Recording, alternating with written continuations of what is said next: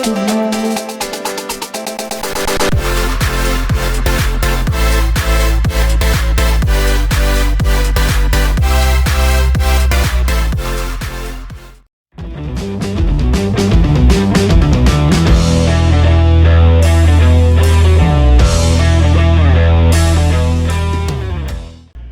we are on campus at Catholic Montgomery. I guess it's okay to call you guys Catholic Montgomery. I always get confused by that, Coach. But on our way back from Mobile, definitely had to stop in with our good friends here at Catholic Montgomery, #1 ranked team in 4A currently.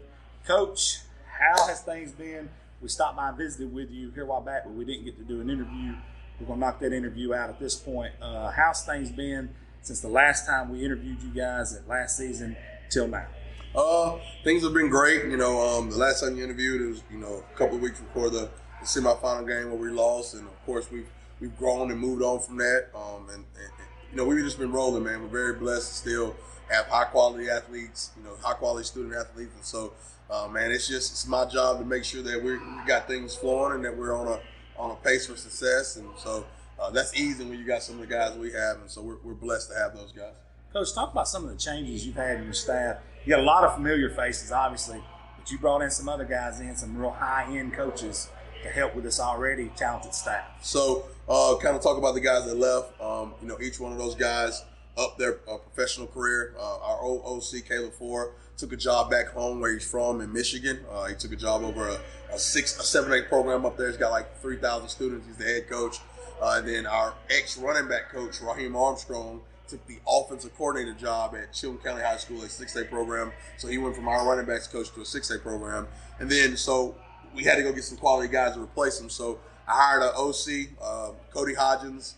His last couple of years he's been in college, Penn State, and Northern Arizona.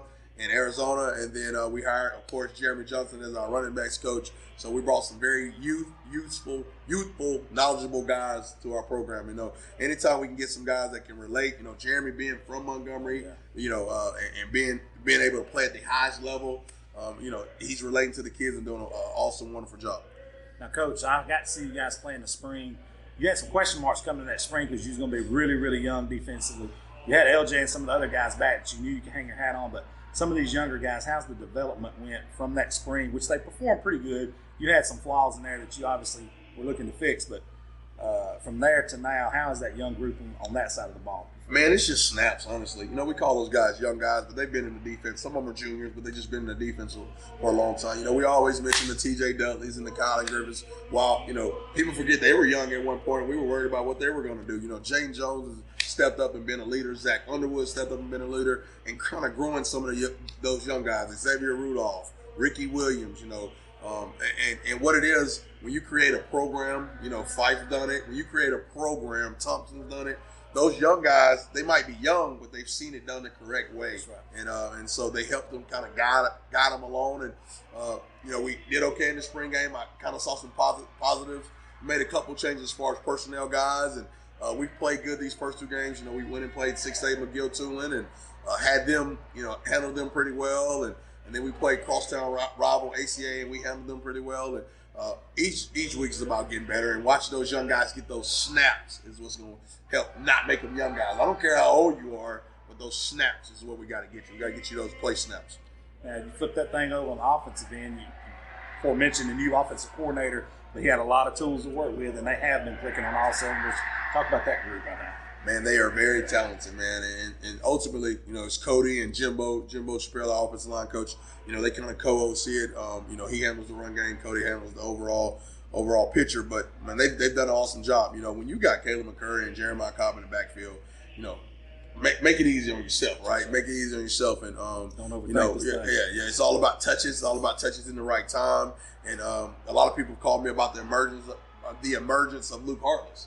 Coach, he's been like that. Luke's always been like that. We had to make Luke buy into our program, and he's bought in, and now he's reaping the benefits of, showing up on time, doing the correct thing, hanging your loop right a certain way on your locker, and different things like that. So, man, we're blessed, and they're playing at a high level. When you score 42 and 61, I think is what it is. I mean, it's of course there's room for correction, but you only can fuss so much. Now, here's a big X factor for you guys. When you get 3 check marks, I'll always look at a football game. football, or in football games, you got offense, defense, and Special teams. And you got one of the nation's best kickers, not yeah. just states. Talk about that young man and also the special teams in general. Golden leg, man. Golden leg. Big time soccer kid that we talked out to playing soccer. Talked him to playing football after his freshman year, and man, he's been golden ever since. One of our strongest guys in the weight room. He works his rear end off. Yeah, he's a pretty good, solid guy. Yeah, man. Like a 330, 40 bench, 450 squat, and a 300 hang clean. So he puts the work in here too. He's it makes you breathe a little bit better when you know you got someone that can flip the field when you're backed up, and he's done an awesome job. I just gotta, we've kicked twice so far, so I gotta I don't want to say we gotta do a better job of getting him kicked, but when he gets out there, he needs to kick it well. There ain't no doubt. Now, before we close this down, a couple more questions I got for you. What are your challenges as head coach? Because you know the insides and the outs of the program. You know what you have here. What are you looking at? Something that's kind of lingering in your head that you know you got to get dialed in on?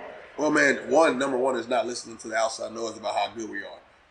We went into the season thinking nobody would give us any respect after we blew a fourth round game and the way we finished the season last year. So number one is just making sure we take each game at a time. Everybody's good. Everybody can have their night, man. And so we want to make sure we're going to get everybody's best shot. So we want to make sure we're juiced up and jacked up for everybody, whether it be a crosstown rival or someone we got to drive 4 hours to play. We want to make sure we're still focused on both. That's one.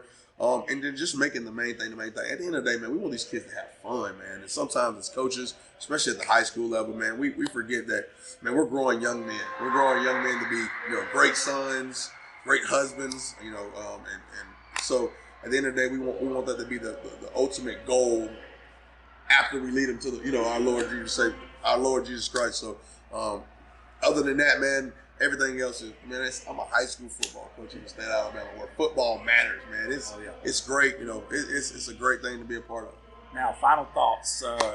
Where you're at this year, you got 2 games under your belt, a whole summer, a whole spring. Where you're at right now as a program, and your thoughts on moving forward this season.